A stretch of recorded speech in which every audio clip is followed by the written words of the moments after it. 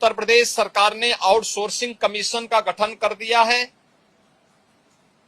एक न्यूनतम मानदेय हर एक आउटसोर्सिंग कर्मी को प्राप्त हो और उसको हर प्रकार की सामाजिक सुरक्षा की गारंटी भी प्राप्त हो, उसको हम अगले बहुत शीघ्र उसको आगे बढ़ाने जा रहे हैं। उसके लिए धनराशि की व्यवस्था हमने बजट में कर दी है। आंगनवाड़ी, आशा वर्कर, रसोईया, ग्राम चौकीदार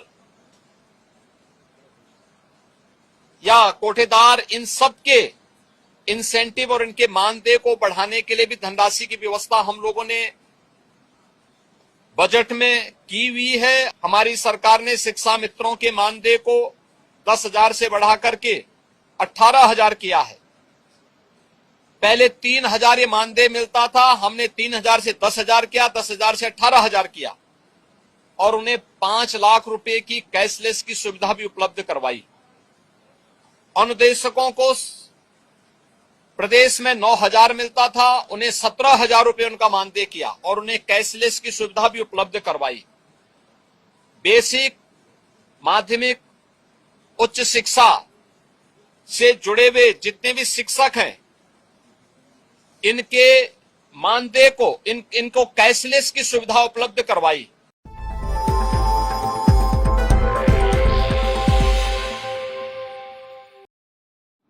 साथियों, राशन विक्रेताओं के कमीशन बढ़ोतरी को लेकर जो हड़ताल आज घोषित की गई थी,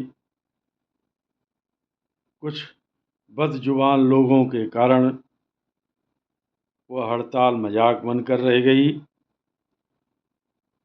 प्रदेश के सभी 75 जिलों में मशीनें खुलीं, कम खुलीं या ज़्यादा खुलीं, लेकिन लगभग 70 लाख के करीब ट्रांजैक्शन हुए। साथियों, यदि यह बदजुबानी नहीं हुई होती तो संभवतः हड़ताल को और व्यापक बनाया जा सकता था। कुछ लोगों की बदजुबानी यहाँ तक थी कि जो भी मशीन चलाएगा उसकी जांच जरूर कराई जाएगी और उसकी दुकान को समाप्त किया जाएगा। लेकिन वह अपनी बदजुबानी में ये भूल गए कि जो काम करता है उसको डांट कम पड़ती है, जो काम नहीं करता उसको डांट अधिक पड़ती है। काम बिगाड़ने के लिए थोड़ा सा कड़वापन ही बहुत घातक होता है, लेकिन आज दिन भर जिस तरह से कड़वाहट राशन विक्रेताओं के सामने परोसी गई, वह किसी तरह से सम्मानित करने योग्य नहीं थी। उसका परिणाम भी उन लोगों ने देखा। और जो मेरी जानकारी आ रही है, हड़ताल का आह्वान करने वाले मुखिया का एक वीडियो मैंने देखा। मुख्यमंत्री जी इस वार्ताक्रम में कोटदारों का कमीशन बढ़ोतरी के लिए माननीय मुख्यमंत्री जी ने कहा। मुख्यमंत्री जी से मिलकर हमने धन्यवाद भी दिया और माननीय मुख्यमंत्री जी ने आश्वासित किया कि आप लोगों का सम्मानजनक कमीशन व मानदेय होगा। और इसी क्रम में हम लोग अपना आंदोलन स्थगित करते हुए कल से वितरण तेजी के साथ करेंगे। सभी कोटदार बंधुओं से आग्रह है कि आपके प्रयास और आपके सहयोग से यह कार्य सफल हो सका। सभी को नमस्कार, जय हिंद, जय भारत। आज से हड़ताल समाप्त कर दी गई है। वह माननीय मुख्यमंत्री द्वारा जो प्रेस कॉन्फ्रेंस में राशन विक्रेताओं के कमीशन की बढ़ोतरी की बात कही गई, उससे संतुष्ट और सहमत हैं। इसीलिए कल से वितरण का आह्वान उन्होंने किया है। साथियों, यही बात तो सभी लोग कह रहे थे, दोपहर से कह रहे थे कि माननीय मुख्यमंत्री जी की प्रेस कॉन्फ्रेंस हो चुकी है, हम लोगों को आश्वासन दे दिया गया है, अब कमीशन बढ़ोतरी हमारी होकर के रहेगी। लेकिन तमाम ऐसे लोग थे कि मुख्यमंत्री के विषय में भी उल्टा सीधा बोलने में अपनी शान समझते थे, जबकि वह ये नहीं जानते कि उसी बात को कहीं सार्वजनिक खड़े होकर बोल देते तो उनकी क्या गति होती। वह सब राशन विक्रेतागिरी भूल जाते। इस तरह की बातें नहीं करनी चाहिए।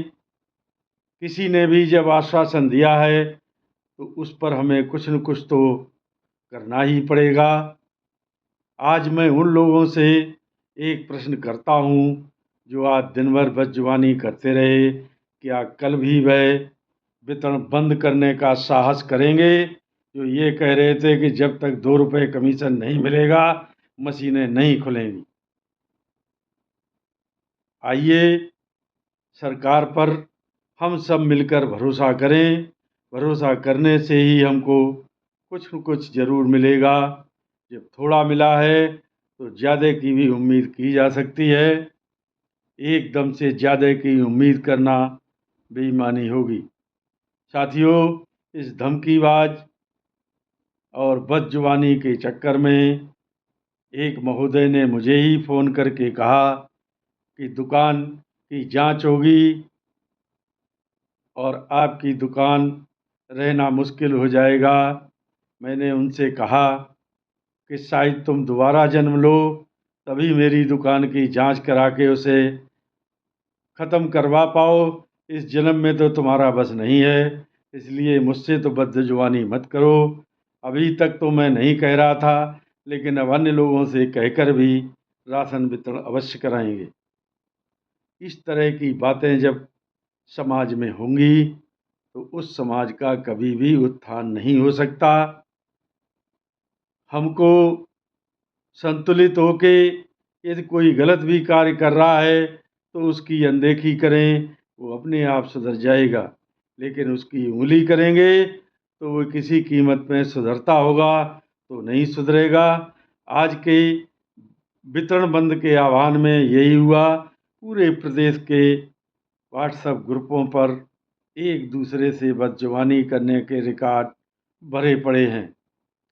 सब अपने आप को सूरमा समझ रहे थे, लेकिन आखिर में आते आते जो कुछ कहा जा रहा था उसी पर अमल करना पड़ा। साथियों, कभी भी अपनी बात को स्वीकार करना, दूसरे की बात पर भरोसा करना, उस पर कोई छोटा या बड़ा नहीं हो जाता। जो हर बात का विरोध करे वो बड़ा नहीं होता।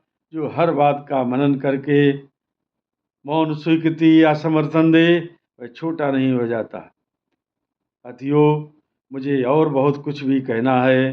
यदि वातावरण में इसी तरह की कड़वाहट बनी रही तो जो एकता का सपना देखते हो उस सपने को लिए लिए ही परलोक चले जाओगे, कभी एकता नहीं होगी।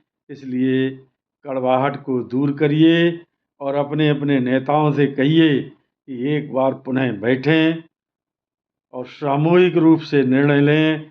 जैसा कि 3 अगस्त को माननीय खाद्य मंत्री मनोज पांडे जी ने भी कहा था कि मेरे पास आप लोग अपनी जब शिकायत लेके आएँ तो यहाँ पर जितने 4 संगठन बैठे हैं ये संयुक्त रूप से दस्तखत करके सभी शिकायतें लिपिबद्ध करके मेरे पास लाएं तो मैं उनको अवश्य पूरा कराऊंगा और जो मेरे स्तर की होंगी उसको मैं सुन के तुरंत निस्तारित कराऊंगा।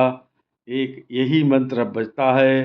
लेकिन आज जो कड़वाहट घोली गई है उससे तो ये लगता है कि एकता तो छोड़ दीजिए, आपस में बात करना भी अब गुनाह एक तरीके का होता जा रहा है। मेरी बात यदि किसी को बुरी लगी हो तो क्षमा करें। नमस्कार, जय हिंद, जय भारत।